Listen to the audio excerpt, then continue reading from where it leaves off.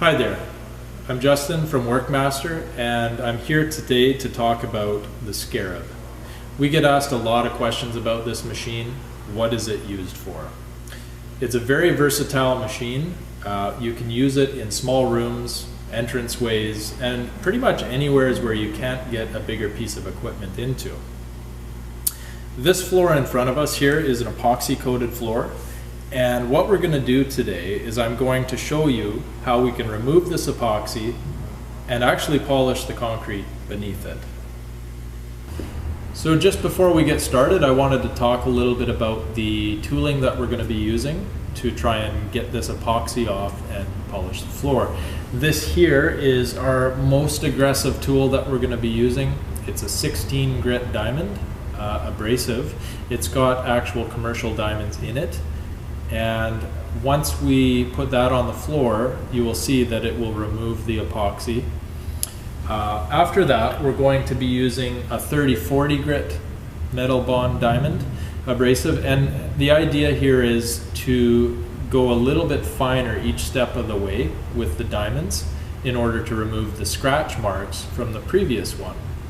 So then after that, we go into our 80-100 metal bond diamond abrasive, and then we get into our hybrid tool, which is actually a transition tool.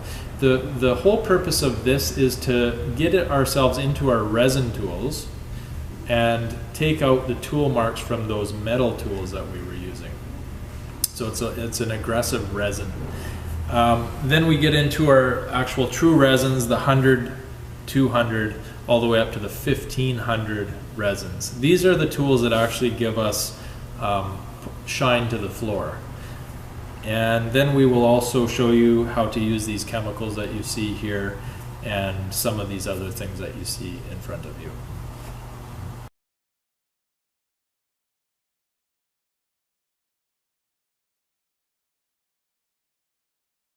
So just before we get started, just want to talk about a couple of safety issues. You always want to have a vacuum system running into the Scarab to collect the dust. It does create a lot of dust when you're grinding concrete. The other thing too I'd like to mention is always unplug the machine when you're taking tools on or off of it. It's just a good safety practice. Another thing as well, I will show you putting the tools onto the machine. I'll just tip it over like that. I've got some of them on there already, but these are our 16 grit diamond abrasives, and they just plug right into these little holes like that. And as you can see, it's pretty easy. One last thing before we get started is always have hearing and eye protection.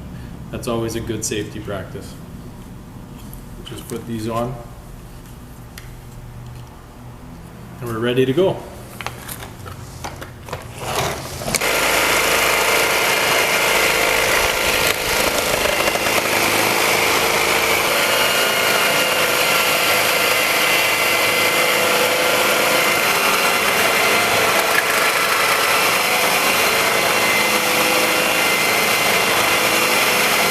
So I have removed the epoxy. I ran the Scarab around with those 16 grit tools, and it seems like it's done a good job. In fact, there's not a lot of tool marks here that I can see with my eye, but what we're gonna do is we're gonna actually run our next grit right away, which is the 30-40 grit metal bond tools. And the purpose behind that is we want to get out these 16 grit marks with something that is a little bit finer of a tool.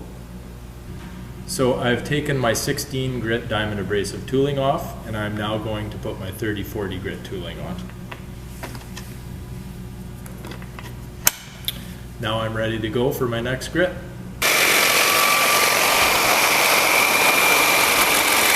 So before we continue on in this process, I want to talk a little bit about tool marks. It's very important to remove the tool marks that you have made in the previous grit with the next set of tools.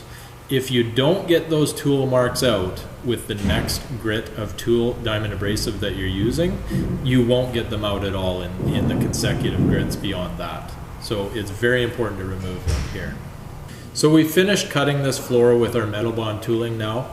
We're actually going to put the transition tools on which are our hybrids. They're a 50 grit, and that's what we're going to cut with now.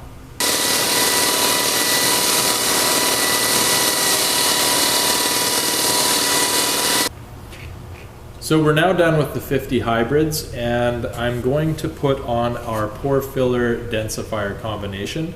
We're going to do that by using these 100 grit regular resins to work it into the pores.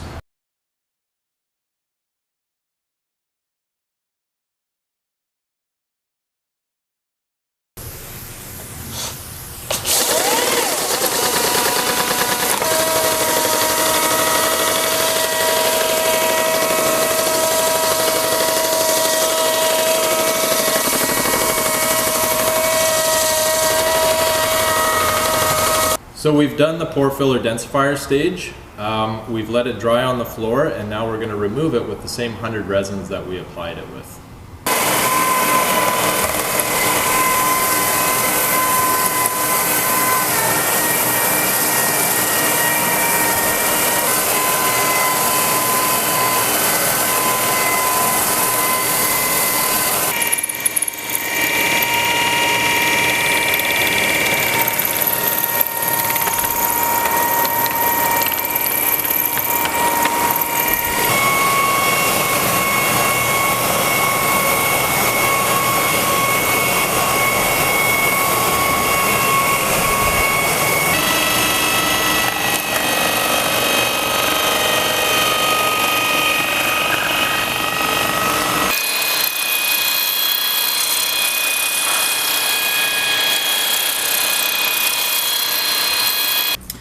So we finished the floor now. We went up to 1500 grit resin, and I ran the hog's hair pads on the floor just to clean it up perfectly. And we're going to actually apply our UltraGuard finish now with a microfiber and a pump up sprayer.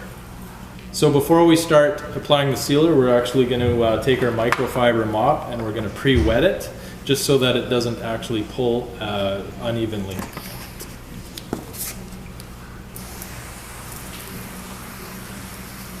Just like that. And in this case, we don't have much floor space to go, so I'm actually just going to use it as is and see how it works.